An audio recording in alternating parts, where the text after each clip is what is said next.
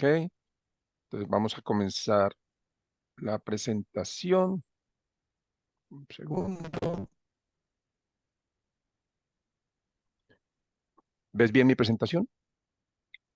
Ahí no la veo. ¿No la ves? Espera un segundo, No. ¿qué pasa?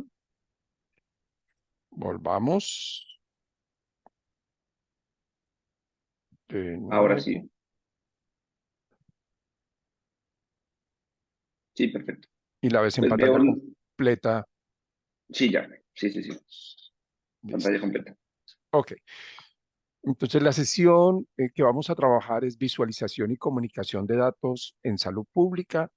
Lo primero, miraremos una definición, qué herramientas existen para visualización y una herramienta específica de visualización de inequidades en salud que hemos trabajado utilizando Power BI. Entonces, en términos de definiciones, básicamente la visualización consiste en la presentación de datos en un formato visual o gráfico, ¿sí? Y esa información, esa visualización permite entender, ¿no? Como saber qué nos dicen esos datos y además tomar decisiones, ¿sí? Esto es vital en salud pública, tanto para priorizar y tomar decisiones como para evaluar la implementación de acciones en salud pública. Tenemos unos elementos o unos pasos claves y que no tienen que ver mucho, la visualización no depende de que el gráfico sea bonito. La visualización es más compleja que esto. Requiere, primero que todo, identificar qué se quiere decir, tener suficiente y clara información de lo que se va a decir, identificar para qué se quiere decir, cuál es el objetivo. El objetivo es lograr que haya un cambio en comportamiento, lograr que haya una, un programa de prevención o que la gente haga más ejercicio, ¿sí? Luego identificar la audiencia. No es lo mismo si el objetivo es lograr que hagan más ejercicio una audiencia de niños que una audiencia de adultos mayores, ¿sí? Y con base en esto es que se plantea el mensaje. ¿Qué es lo que, de qué queremos convencer y qué argumentos tenemos? Esos argumentos pueden ser cifras, pero también a veces son argumentos más afectivos, ¿sí? Por ejemplo, en el caso de vacunas ha habido un cambio muy interesante porque hace 20, 30 años se explicaba cada vacuna y la vacuna del sarampión y el sarampión es esta enfermedad y por eso es importante que usted se vacune. Eso no motivaba a nadie. Luego se dijo, nada, si Shakira dice vacúnense, la gente se vacuna. No les interesa ni de qué se vacunan, ni cómo, ni cuándo, que son 5 o 7 vacunas, da lo mismo. Shakira lo dijo, me vacuno. O un líder espiritual o un futbolista. Si Messi dice vacúnense, la gente se vacuna. Entonces, ese cambio donde ya la manera de vender, por decir así, tu mensaje responde a uno, a mover la parte más afectiva, ¿sí? Posteriormente, pues hay que probarlo, hay que evaluar realmente si funciona y hay que mejorarlo.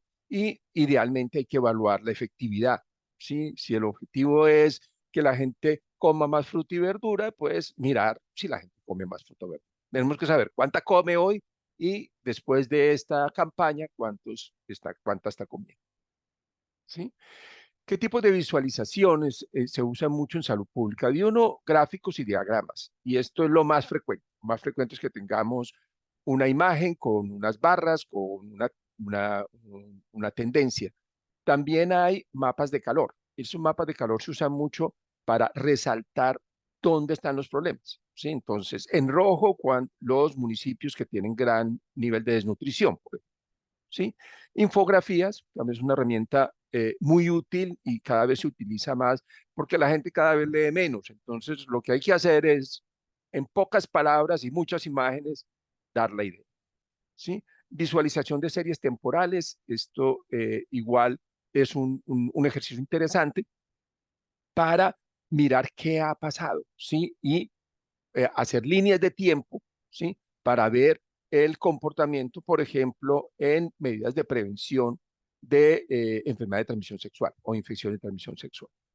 Y narrativas visuales, en esto se trabajan muchas animaciones, por ejemplo, para mostrar de otra manera, ¿sí? De una manera más visual e igualmente la información que queremos difundir.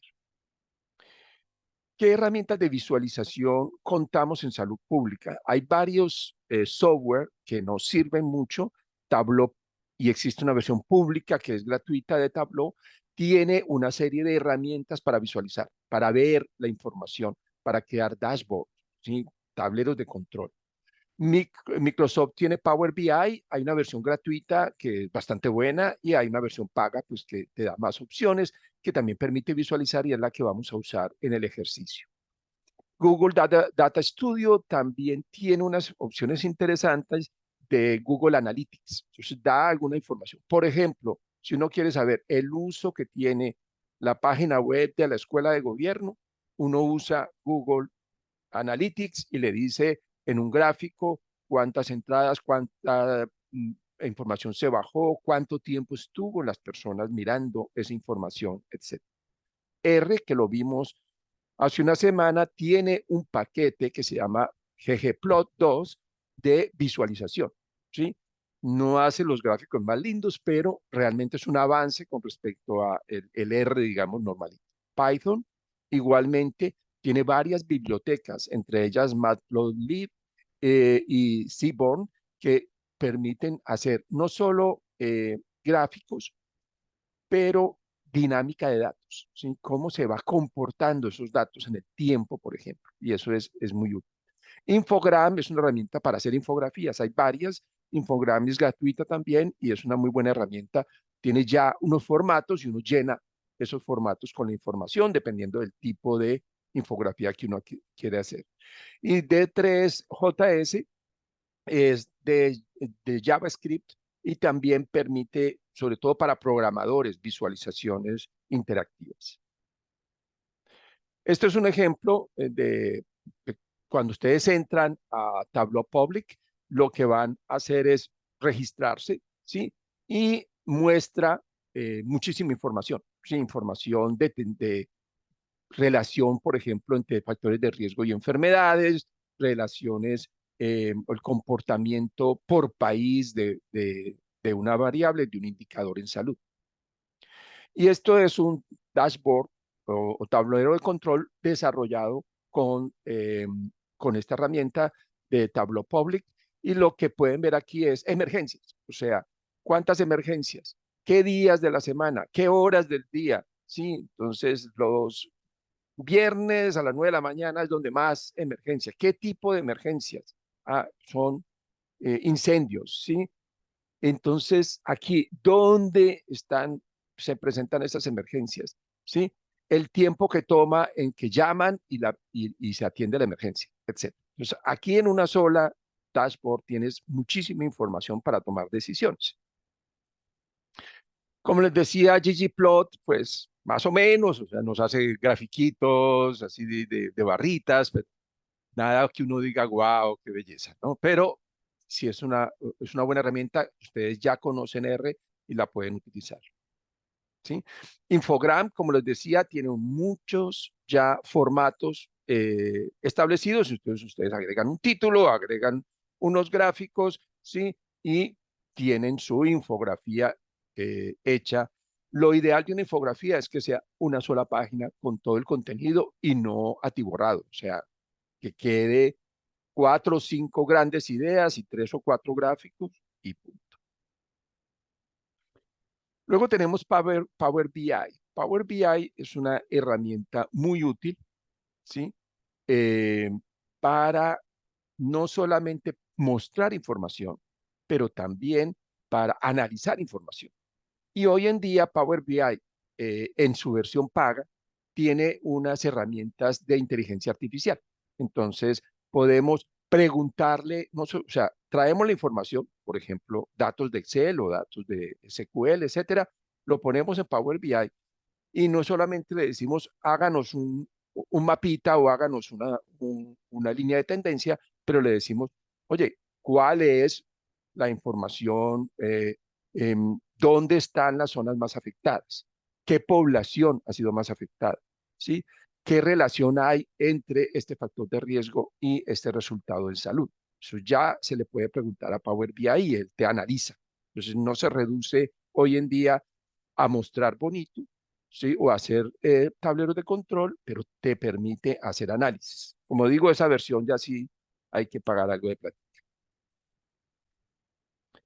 Esto es un ejemplo, ¿sí? Del uso de Power BI que tiene el Instituto Nacional de Salud. Entonces, en el Instituto Nacional de Salud tienen este Power BI donde podemos saber el número de casos de desnutrición año a año, ¿sí? Podemos saber en qué semana se reportan más casos de desnutrición, como qué periodos hay más desnutrición en el país, ¿sí?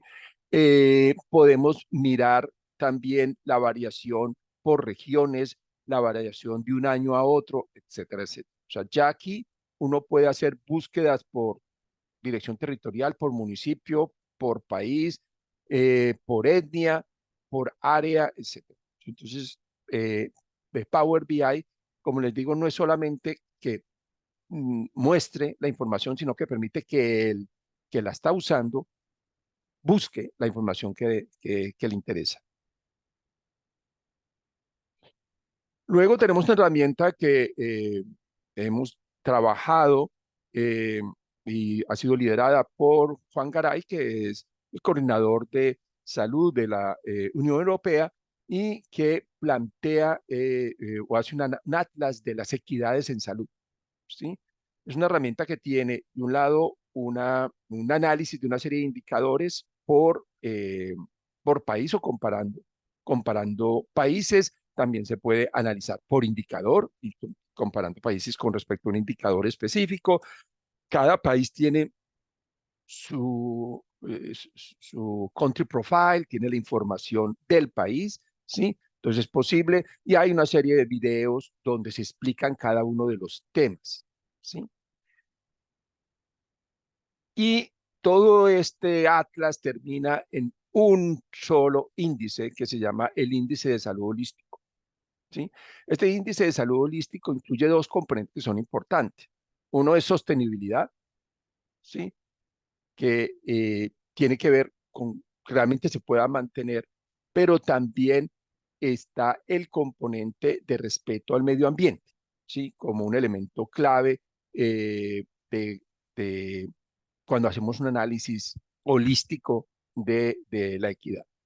Tiene cinco componentes básicos. Esperanza de vida al nacer, que viene de datos de estadísticas sanitarias mundiales y que nos permite ver el comportamiento en el tiempo, pero también entre países, comparar países, pero también por sexo, ¿sí? En algunos casos también está por distribución geográfica, pero por lo menos sexo sí es claro esta información.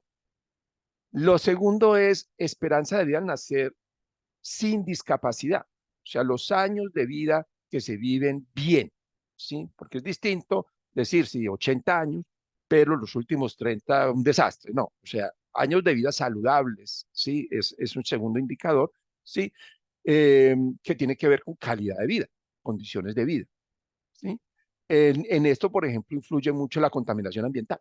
Aquí la contaminación es un elemento que influye de manera importante en la calidad, sobre todo en los últimos años, ¿sí? El tercero es la felicidad, ¿sí? Que ya se mide y hay encuestas, ¿sí?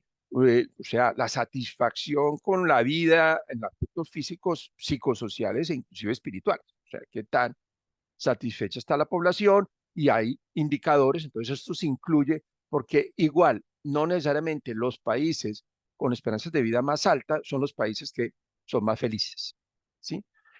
Luego está el impacto negativo de lo que se llama el efecto acaparamiento. O sea, cuando el Producto Interno Bruto es muy alto, pero además cuando el Producto Interno Bruto, o sea, la distribución de ese producto es muy desigual, ¿sí? Entonces, este fenómeno de acaparamiento entra dentro de este índice.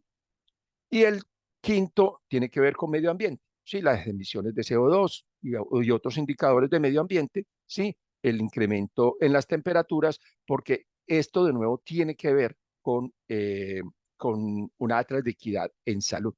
Entonces, fíjense que aquí no nos quedamos solo en ingreso, son cinco elementos y por eso se llama eh, un análisis holístico. En el PowerPoint encuentran un libro, el link para un libro donde se explica en detalle cada uno de ellos. Está en inglés, eso sí, es el detalle.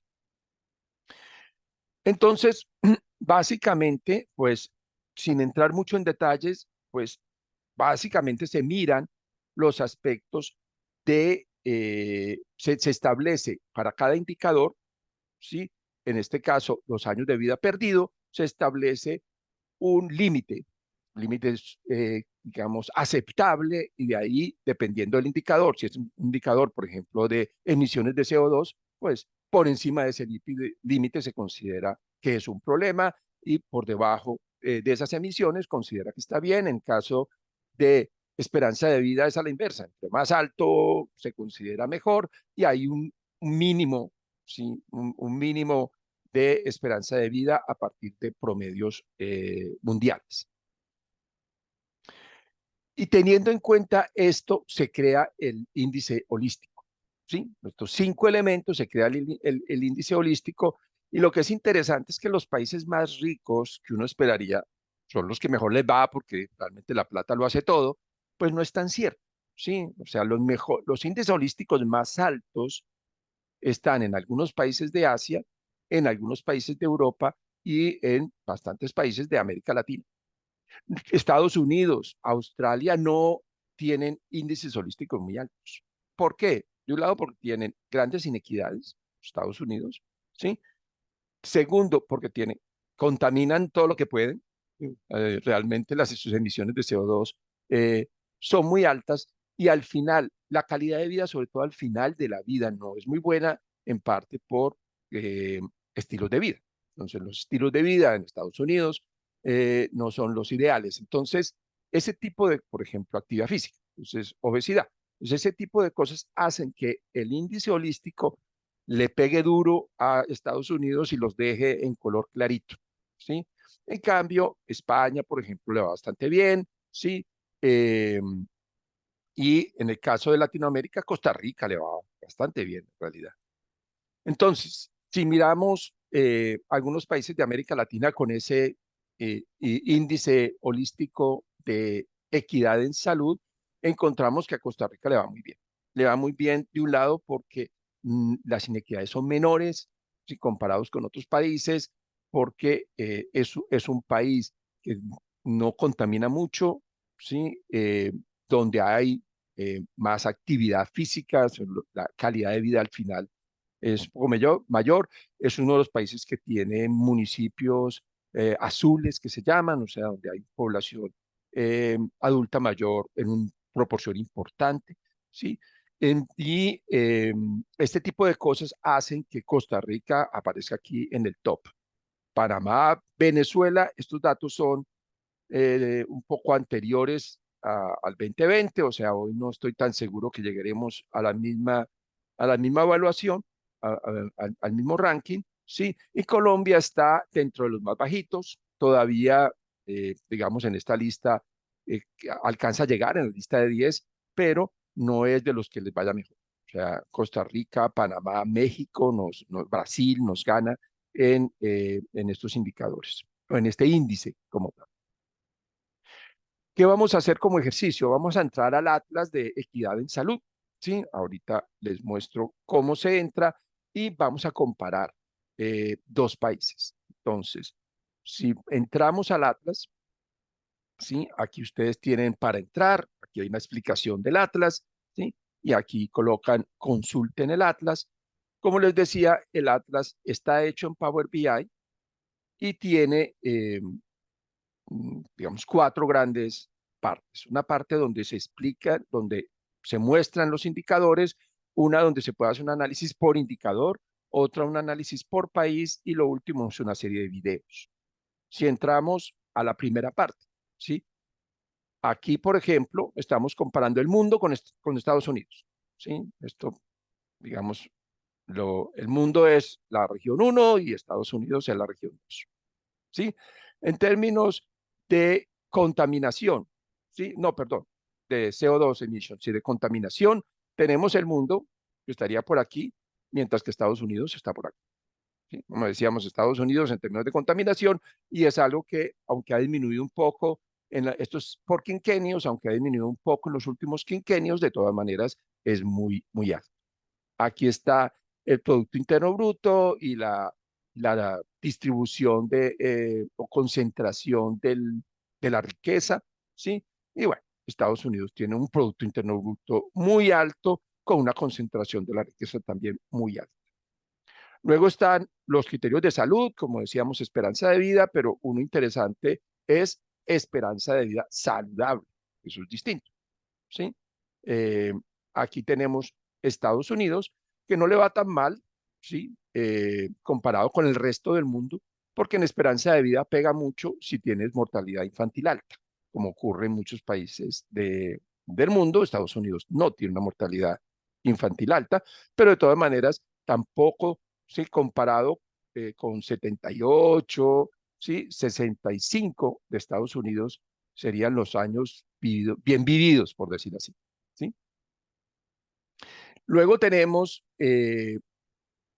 la carga de inequidad, como decíamos, esto es en términos de acceso a servicios de salud, ¿sí?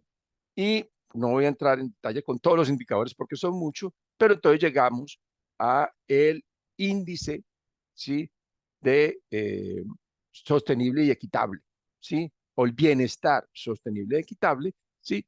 Y aquí, básicamente, en este caso, lo que muestra aquí es el país 2, o sea, Estados Unidos, y en general, pues tiene inclusive cifras negativas de hace unas décadas, pero cifras relativamente muy bajas cuando lo comparamos con en los últimos periodos. Entonces, si cambiamos la comparación y ponemos un país como Bolivia y comparamos Estados Unidos con Bolivia con respecto al indicador, a Bolivia no le va tan mal, ¿sí? Y a Estados Unidos le va muy mal, ¿sí? Que es interesante, pero sí, contraria a esa imagen de que el rico le va muy bien en todo, los ricos no lloran, la cosa aquí no nos funciona de esa manera. ¿Listo? Aquí terminamos nuestra sesión. ¿Estamos? Vamos de una vez a hacer la Estamos. invitación. Sí, estamos. Sebas, un favor también, espera un momento. Ujú. Bueno, no, pongámoslo aquí todo porque tú puedes recortar. Eh, Sí. y lo que me pasó la vez pasada es que lo pausé y se me olvidó volverlo a activar y ahí fue que se perdió todo esto.